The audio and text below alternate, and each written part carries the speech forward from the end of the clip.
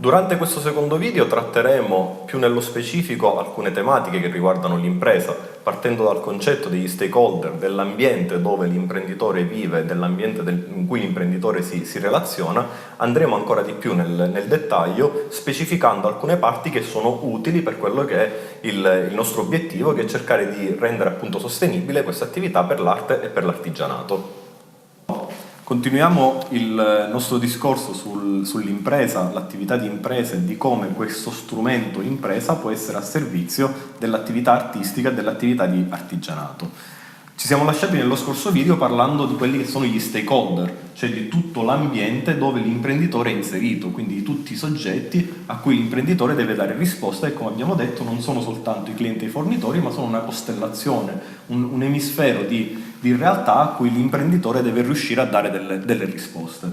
Ma cerchiamo di capire assieme come si arriva ad essere un imprenditore, cioè quali sono tutti i passi che ci portano a creare questo progetto di impresa.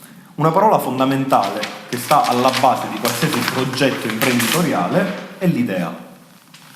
L'idea che ci smuove, che ci dà lo spunto per creare questo progetto imprenditoriale.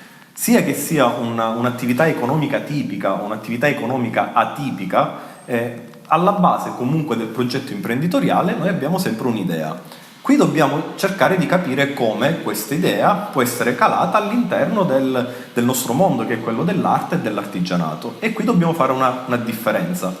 Per l'artigianato diciamo un po' più semplice, perché il prodotto del lavoro dell'artigiano è comunque qualcosa di materiale, qualcosa che noi tocchiamo, questo prodotto viene messo sul mercato e sul mercato ci saranno dei soggetti che sono disposti a pagare per avere questo prodotto di artigianato.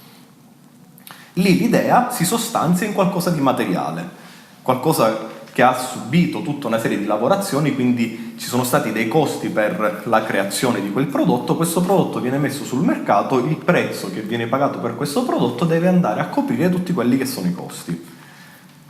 Anche qui, come vedete, per ricollegarmi al video precedente, non sto parlando ancora di profitti, sto parlando del fatto che l'artigiano deve riuscire a coprire tutti i suoi costi. Fra tutti i costi che l'artigiano sostiene per produrre quel prodotto, oltre alle materie prime, la lavorazione eccetera, naturalmente c'è anche il suo lavoro, che diventa una parte del costo, cioè il tempo che lui impiega per andare a produrre quel determinato prodotto diventa una delle voci di costo che deve essere inserita all'interno del bilancio di questa struttura. Questo per quanto riguarda il mondo dell'artigianato.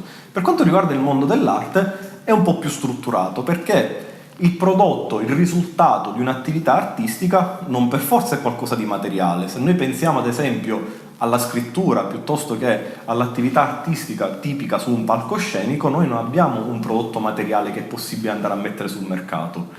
Potrebbe essere qualcosa che nella definizione iniziale potrebbe avvicinarsi di più al servizio ma nemmeno, quindi diciamo che è qualcosa di ibrido, cioè il risultato dell'attività artistica è più difficile da andare ad identificare e per questo c'è bisogno di andare a vedere quali sono tutta una serie di altre idee che ci possono venire per andare a mettere questo prodotto sul mercato.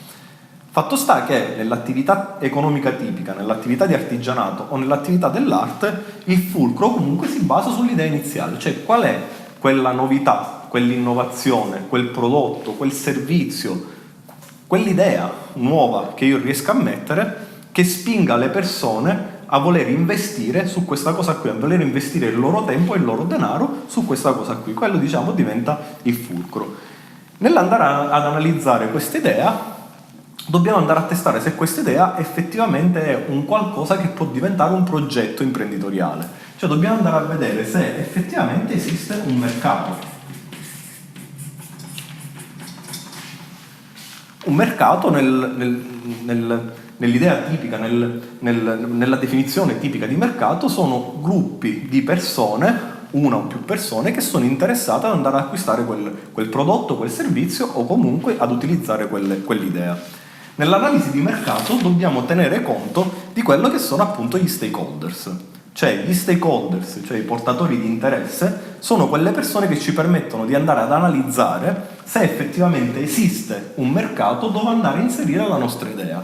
Uno dei lavori fondamentali che deve essere fatto è proprio la mappa degli stakeholders. Chi sono i nostri potenziali clienti? A chi mi rivolgo? Cosa gli offro? come riesco ad intercettarli, cosa mi serve per riuscire a intercettare questi clienti? Queste sono tutte domande che devono essere fatte per riuscire ad andare a creare quella che è una mappa degli stakeholder e per andare a identificare quello che è un mercato.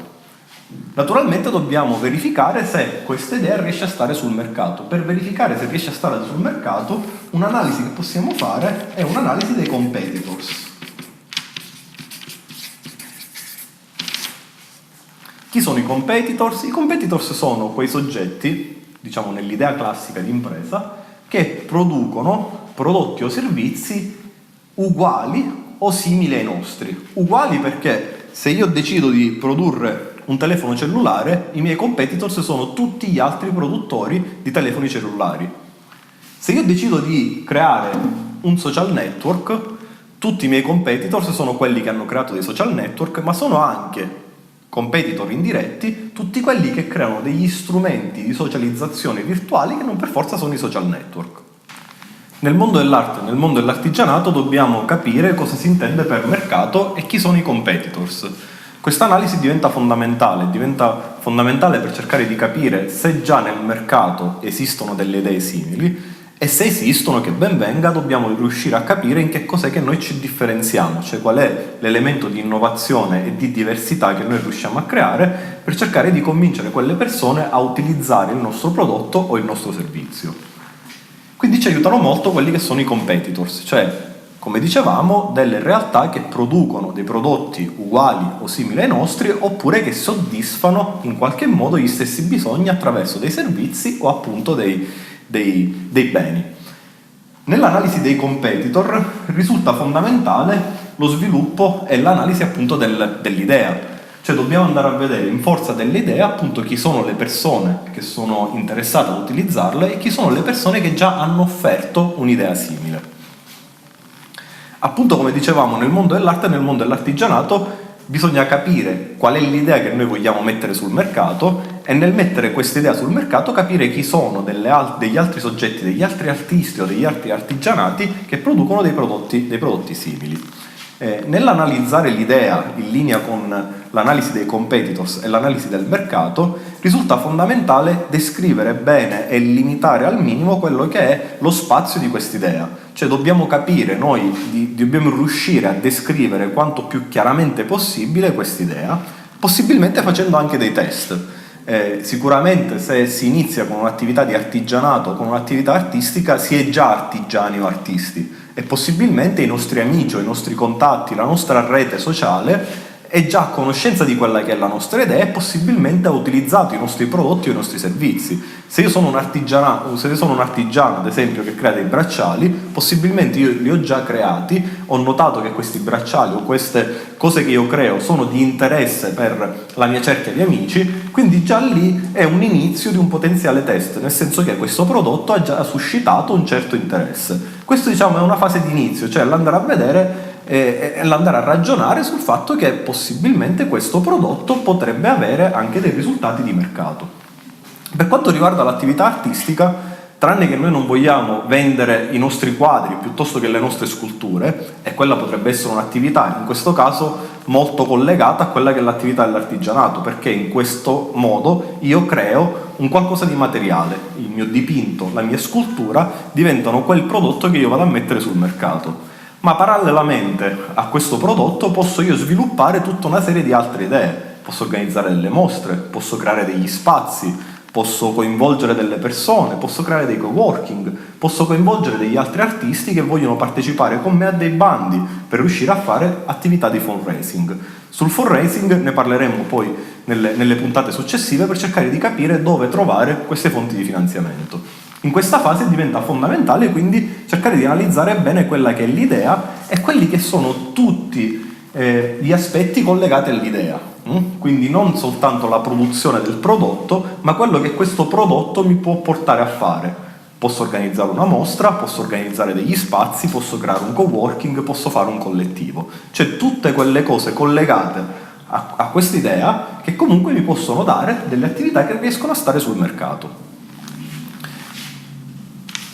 Un elemento fondamentale per riuscire a capire e riuscire a mettere ordine in tutti questi passaggi Uno strumento che ci aiuta tantissimo è un enterprise plan, cioè noi possiamo fare una pianificazione step by step per andare ad analizzare tutti i passaggi che mi permettono di andare a testare quest'idea e mi iniziano a portare sul campo del business plan. In questo caso noi lo chiamiamo enterprise plan perché non per forza è un business, ma è un'idea di impresa. Un'idea di impresa che può generare anche un business che riesce a creare delle economie. Un primo aspetto che noi dobbiamo verificare nel redigere un enterprise plan, bisogna vedere quelli che sono i bisogni. Cioè dobbiamo analizzare all'interno del nostro mercato, all'interno delle persone che potenzialmente potrebbero utilizzare il nostro prodotto e il nostro servizio, dobbiamo verificare quali sono i loro bisogni. Quindi cerchiamo di andare a creare un perimetro della nostra idea, la nostra città, il nostro quartiere, la nostra regione, la nostra nazione, considerando che più noi allarghiamo il perimetro, più diventa difficile l'analisi. Quindi nell'andare a creare questo perimetro, questo contorno, cerchiamo di restringerlo quanto più possibile, soprattutto nelle fasi iniziali. Quindi cerchiamo di capire quali sono i bisogni che si hanno sul territorio dove noi vogliamo andare a sviluppare la nostra idea, quali sono i bisogni dei nostri potenziali clienti, del nostro potenziale mercato. Nell'andare a creare l'idea del telefono cellulare, il bisogno che avevano le persone era quello di comunicare. Il telefono cellulare ha facilitato questo bisogno, ha messo in connessione le persone in maniera più rapida. Quindi l'idea che era il telefono cellulare nasce dal fatto che queste persone avevano bisogno di comunicare, quindi è stato identificato un bisogno chiaro. Anche qui nel mondo dell'arte, nel mondo dell'artigianato, diventa un'analisi un po' più particolare. Perché qual è il bisogno che può avere un soggetto di un prodotto artistico, di un prodotto artigianale? Facciamo anche qui le distinzioni. Di un prodotto artigianale potrebbe essere molto più semplice. L'idea che facevamo del bracciale è comunque un prodotto interessante, è un prodotto che non per forza va a soddisfare un'esigenza, ma è una cosa bella che io posso comprare. Quindi se è di moda o se comunque rispecchia quella che è la moda del mercato a cui io mi riferisco, effettivamente va a rispecchiare un bisogno. Nel mondo dell'arte invece il ragionamento potrebbe essere un altro. Come dicevo, non per forza lì dobbiamo noi focalizzarci sul prodotto, quindi la pittura o la scultura, ma possiamo andare a vedere come questa pittura o questa scultura possono creare un qualcosa, un ambiente, uno spazio, un movimento che può essere messo sul mercato. Il bisogno sarebbe, per esempio, la mancanza nella mia città di spazi dedicati all'arte, di spazi pubblici dedicati all'arte o di collettivi di artisti che si mettono assieme per fare delle cose. Quindi tutto quello che sono tutte queste cose che girano attorno all'idea possono essere qualcosa che può essere inserito all'interno del mercato e che riesce a rispondere a dei bisogni. I bisogni sono poi direttamente collegati a quello che è un altro aspetto, che è la teoria del cambiamento.